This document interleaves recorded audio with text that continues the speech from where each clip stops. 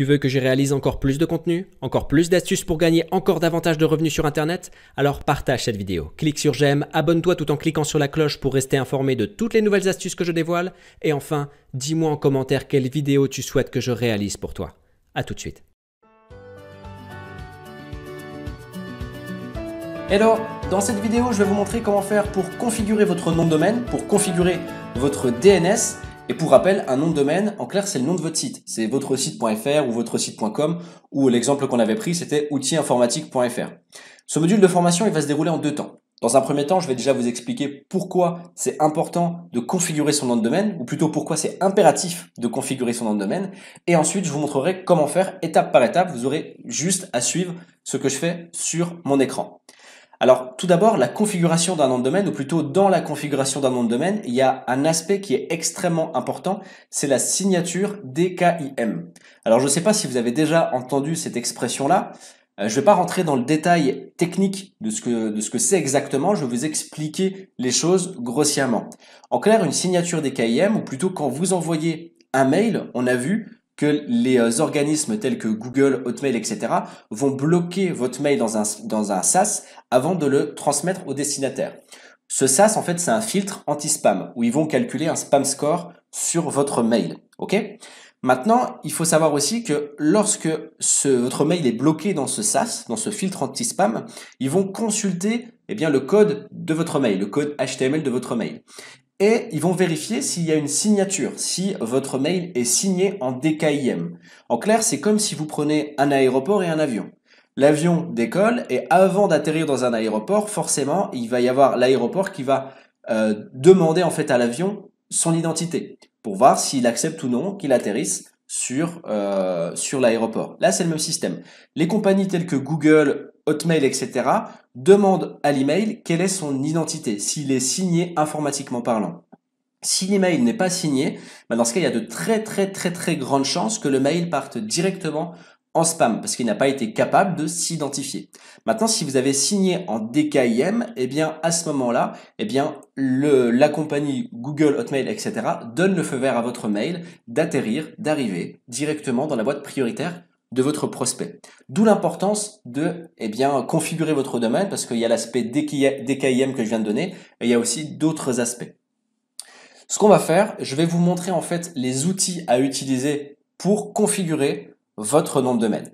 Alors petite parenthèse, si vous n'avez pas de nom de domaine, je vous invite vivement à en faire un. Si vous n'avez pas de nom de domaine, franchement vos mails ont 80% de chances d'arriver en spam. Peut-être pas au début, parce qu'au début forcément vous n'allez pas être reconnu comme spammer, mais très rapidement, une adresse mail qui termine en gmail.com, en hotmail.fr, etc. qui envoie une masse de mails, on va dire, on va laisser une semaine. Au bout d'une semaine, les filtres anti-spam vont détecter que l'entité qui est utilisée, donc l'adresse mail qui est utilisée, envoie trop de mails pour être simplement une personne lambda et que c'est bien une utilisation marketing. Et du coup, ça part directement en spam. Donc je vous conseille vivement d'avoir recours à un domaine. Ça coûte vraiment que dalle. Il y en a pour 12-13 euros l'année. Voilà, donc je vous conseille vivement d'en prendre un. Il y a plusieurs hébergeurs qui existent, One and One, OVH, etc. Je vous mets les liens en dessous de la vidéo. Il vous suffit simplement de cliquer dessus pour créer votre nom de domaine. En plus, ça fait beaucoup plus professionnel. Ok, maintenant que c'est dit, on va pouvoir passer à l'action et je vais vous montrer comment configurer votre nom de domaine. Et pour ça, on va utiliser un outil que vous connaissez déjà puisqu'on l'a utilisé précédemment, c'est MailTester. Vous allez donc ouvrir votre navigateur et vous allez taper dans Google MailTester. C'est un des premiers liens qui va s'afficher. Voilà. Si ce n'est pas le cas, vous avez l'URL ici, www.mail-tester.com. Vous cliquez sur le lien et vous allez récupérer l'adresse mail que vous propose MailTester. L'idée, vous l'avez compris, c'est d'envoyer un email depuis votre nom de domaine à MailTester, de manière à ce qu'il puisse vous donner tous les paramètres qu'il va falloir configurer sur votre nom de domaine. Vous allez donc ensuite sur votre boîte mail, donc la boîte mail de votre nom de domaine, et vous allez envoyer un mail à MailTester. Alors d'ailleurs, je pense, là normalement, il y a de très grandes chances que MailTester nous donne une note assez élevée, on va dire entre 7 et 10. Pourquoi? Parce que là, le nom de domaine que j'utilise, c'est saes57.fr. C'est un nom de domaine que j'ai créé il y a quelques jours et qui d'ailleurs n'est pas paramétré, donc c'est une très bonne occasion pour moi de le paramétrer devant vous. Mais en tout cas, vu qu'il est récent, il a une très bonne e-réputation. Il n'y a pas d'antécédent, il n'y a pas de mail qui a été envoyé jusque-là, donc il n'y a vraiment aucun antécédent. Les seuls écarts de points qu'il va y avoir sur la note, ça va être des écarts de configuration, donc la signature des KIM ou toutes ces choses-là. Donc du coup, la note sera bonne. D'ailleurs, si vous faites le test avec votre boîte mail personnelle telle que Gmail, Hotmail, etc., il y a très grande chance aussi que la note soit très bonne, entre 7 et 10. Pourquoi? Parce que les compagnies telles que Hotmail, Gmail, etc. configurent très très bien leur mail en termes de signature ou autre, bon pas en DKIM mais sur d'autres configurations. Et du coup, c'est le même système, vu que votre boîte mail personnelle, vous l'utilisez pour envoyer des mails à vos amis, à vos collègues, etc. Donc il n'y a pas d'antécédent, votre e-réputation est excellente aussi. Par contre, les compagnies comme Gmail, Hotmail, etc., leurs mails ne sont pas du tout faits, ne sont pas du tout opérationnels pour faire des campagnes de mailing. Donc dès que vous envoyez des mails en masse et de manière récurrente depuis ces organismes-là, Hotmail, Gmail, etc., je vous laisse, allez, 2-3 jours, si vous avez de la chance, peut-être 2 semaines, avant que votre note dégringole complètement jusque ras des pâquerettes. Parce que là, vous allez tomber dans des blacklists. Au niveau du filtre spam, il va vous considérer, allez, 80% du temps comme un spammer. Donc voilà, c'est vraiment pas l'idéal d'envoyer des mails depuis un outil comme Gmail, Hotmail, etc. Il faut un nom de domaine, pardon. Si c'est pas encore fait, je vous préconise vraiment de le faire.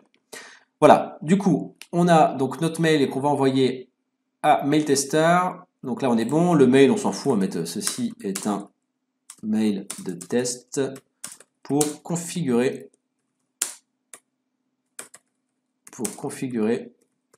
le DNS. Voilà. L'objet, donc j'ai vu qu'il m'a mis quelque chose de présélectionné. Une astuce pour ton ordinateur, c'est parfait. On s'en fout. On envoie le mail.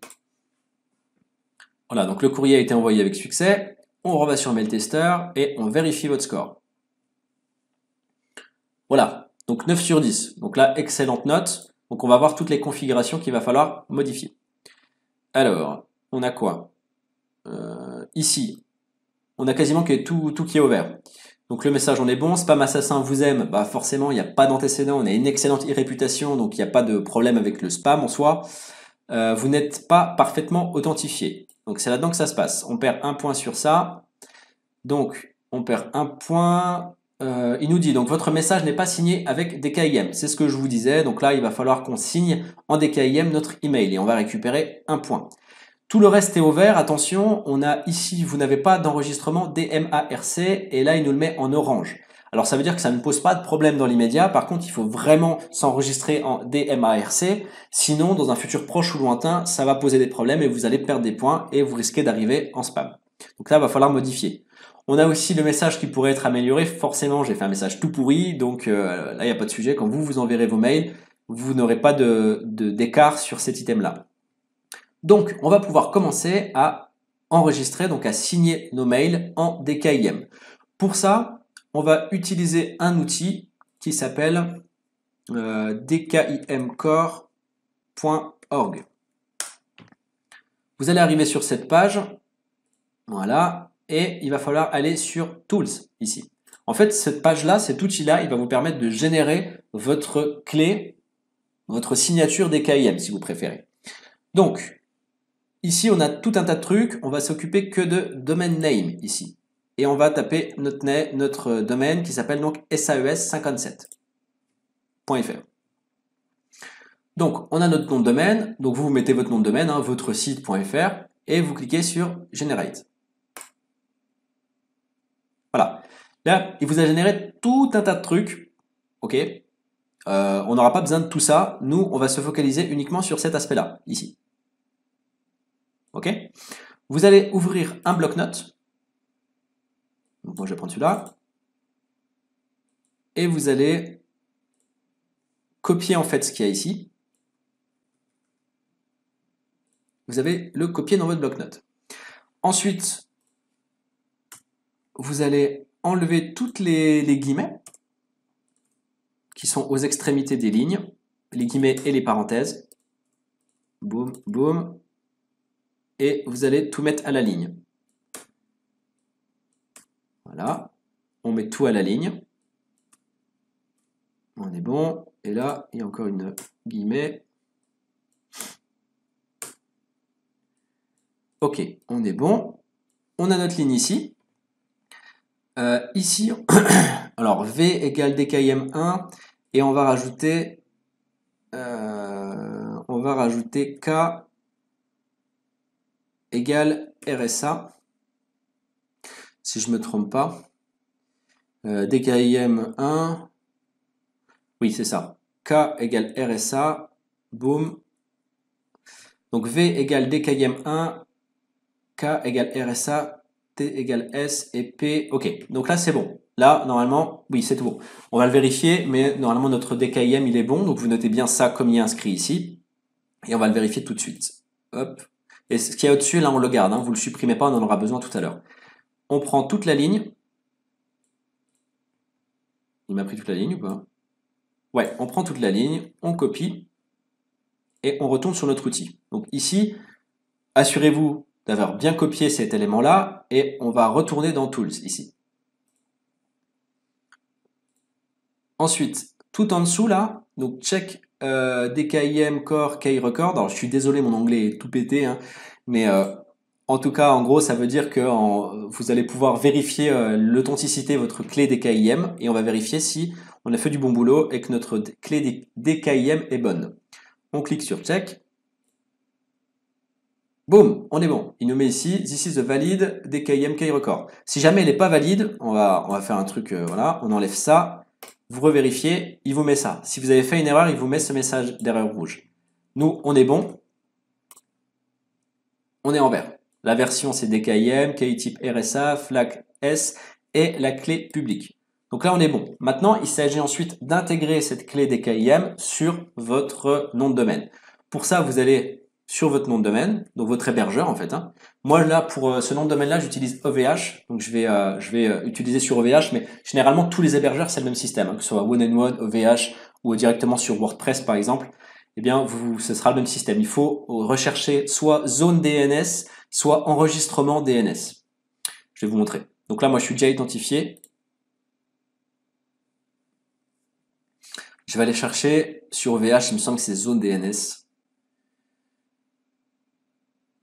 Alors, j'ai mon nom de domaine. Je vais cliquer sur le nom de domaine. Donc, SAES57. Voilà, j'ai zone DNS ou serveur DNS. Alors attention, n'allez pas rechercher sur serveur DNS, ça fera rien, ne modifiez rien dans serveur DNS, parce que là, il faut s'y connaître vraiment. Cliquez sur zone DNS. Vous allez avoir tout un tas de trucs qu'il ne faut absolument pas modifier, sinon vous allez défoncer votre domaine. On va ajouter une entrée, ici. Et ensuite, vous allez rechercher donc ce qui vous intéresse. Là, ici, pour le DKIM, nous, c'est le champ TXT. Vous cliquez dessus. Le sous-domaine, donc c'est là où on va reprendre notre bloc-notes et on avait tout un charabia qui était noté ici. Ce qui va nous intéresser, c'est ça là. Hop, boum, on prend ça, on le copie. Donc juste, vous savez, la suite de chiffres qui veut rien dire. On la colle dans le sous-domaine. Ensuite, on ajoute... Alors vous faites exactement ce que je fais, hein, sauf ça qui sera propre à votre nom de domaine.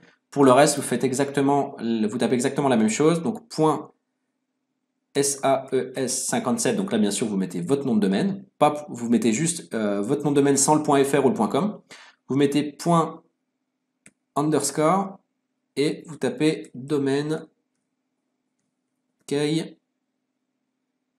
et vous laissez comme ça, voilà. Donc là on est bon.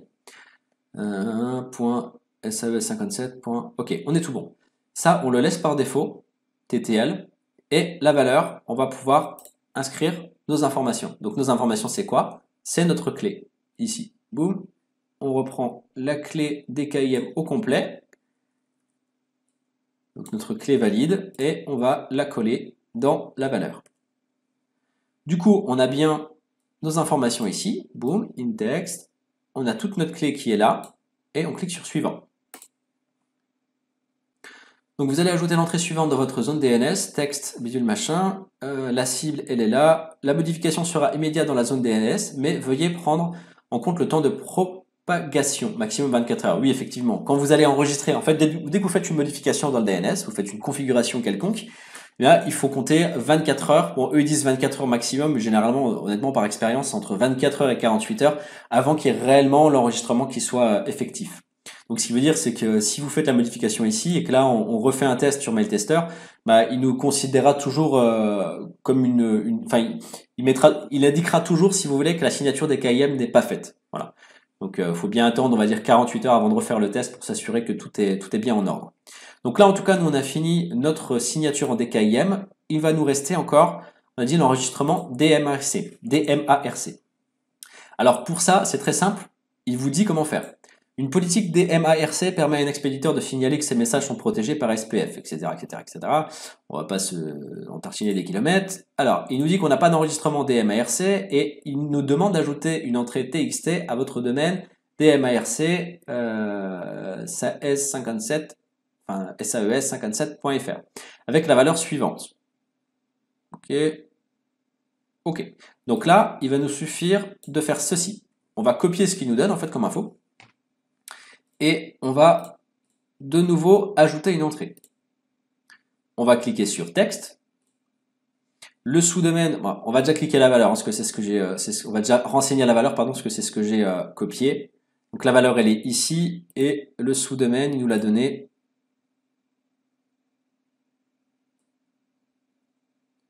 Donc là on prend juste underscore DMARC parce que le point SAES57.fr il est déjà là. Hein. .saes57.fr, il est déjà là. Donc nous, on prend juste underscore DMARC. Voilà. Là, on le laisse par défaut et ici, on est bon. On clique sur suivant. Donc là, on est bon. On a bien le domaine damarc.saes57.fr. OK. Là, on a bien indiqué, pardon. J'arrive plus à parler. On a bien indiqué ce qu'il nous a conseillé de mettre, ce qu'il nous a recommandé de mettre, donc on est tout bon. Et il nous donne exactement la même chose, il faut donc un maximum de 24 heures à 48 heures pour bien que les configurations soient effectives. On clique sur valider et c'est tout bon. Vous avez signé vos mails en DKIM et vous avez enregistré en DMARC. On va refaire quand même un test, donc de renvoyer un email pour voir si ça a été pris en compte. On ne sait jamais, des fois que ça a été plus rapide que prévu. C'est jamais arrivé, mais bon, on ne sait jamais. On va renvoyer un mail à MailTester. Alors, on va renvoyer exactement le même mail, hein, comme ça, on est tout bon. Donc, une astuce pour ton PC. Donc, ceci est un email de test pour configurer le DNS. Boum. On envoie, le mail est envoyé et on va tout de suite vérifier le score. On est toujours sur 9, donc à mon avis, il n'y a rien qui a été modifié. La signature, enfin rien qui a été pris en compte tout du moins. La signature DKIM, elle n'est pas prise en compte. Ah, par contre, vous voyez, au niveau du DMARC, on est passé en vert. Donc ça a été validé. Donc en gros, le DKIM, généralement, il faut attendre, comme on a dit, entre 24 heures et 48 heures. Donc je vous invite, une fois que vous avez fait le nécessaire, en fait, je vous invite à vérifier au bout du 3e jour pour voir si ça a bien été pris en compte et pour être sûr que vos mails sont bien signés en DKIM. D'ailleurs, je vous recommande vivement de faire vos prochains tests directement depuis Sendinblue et non pas depuis la boîte mail de votre nom de domaine. Pourquoi? Eh bien tout simplement parce que votre campagne de mail va être envoyée directement par Sendinblue et non pas par les services de votre hébergeur du nom de domaine. Du coup, il n'y a que de cette manière que vous pouvez avoir vraiment la note que mérite votre campagne de mail. Et du coup, forcément, savoir comment vous améliorer. Je vais vous montrer comment on fait, c'est très simple, on l'a déjà fait précédemment. Vous ouvrez un nouvel onglet, vous allez aller sur Sendinblue. Voilà. Une fois dans Sendinblue, vous allez cliquer sur Transactionnel, sur Template, et vous allez choisir un des mails de votre campagne de mail, celui que vous voulez tester en fait. Donc moi, je vais prendre, peu importe, on va prendre celui-ci. Et on va cliquer sur Envoyer un test. On retourne sur MailTester, on relance MailTester de manière à ce qu'il nous fournisse une nouvelle adresse mail. On copie l'adresse mail et on la colle ici. Vous cliquez sur Envoyer un test, il va vous demander d'intégrer, enfin d'enregistrer l'adresse mail dans une de vos listes. Vous le faites et vous cliquez sur Ajouter et envoyer le BAT. Vous pouvez supprimer après l'adresse mail de vos contacts sur Sendinblue.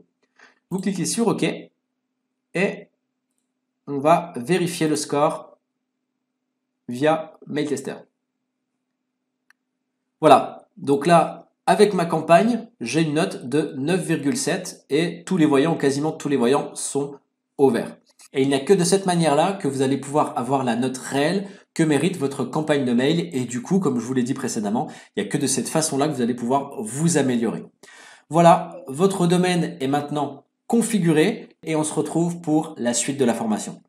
Ça y est, le programme de formation pour atteindre l'indépendance financière en moins de 6 mois avec YouTube et avec garantie de résultat est enfin disponible. Et pour découvrir tout ça, je vous ai créé 6 vidéos explicatives où je vous donne toutes les clés pour vous aussi atteindre l'indépendance financière, pour créer votre business en ligne et commencer à générer des revenus passifs. Si vous voulez créer un business en ligne dont vous êtes sûr et certain de pouvoir en vivre dans 6 mois maximum, alors il vous suffit simplement de vous inscrire sur la liste en cliquant sur la vignette qui vient de s'afficher à l'écran ou en cliquant sur le lien dans la description de la vidéo. Si votre inscription est validée, c'est tout le mal que je vous souhaite. Alors à ce moment-là, on se retrouvera de l'autre côté dans votre programme. À tout de suite.